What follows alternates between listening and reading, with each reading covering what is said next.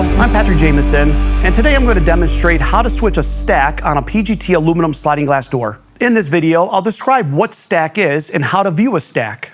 Here is a 2-panel, 2-track aluminum sliding glass door with a standard stack configuration.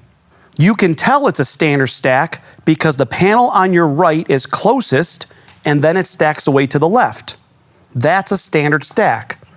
If the panel on the left was closest and it's stacked away to the right, that would be considered a reverse stack. At the time of quoting, when you select an XX where both panels are active, you get to decide is it standard or reverse stack.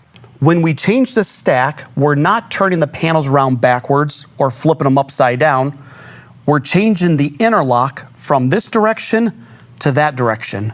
To recap, I've now described what stack is and how to view a stack. In the next video, I'll demonstrate how to switch the stack on a PGT aluminum sliding glass door.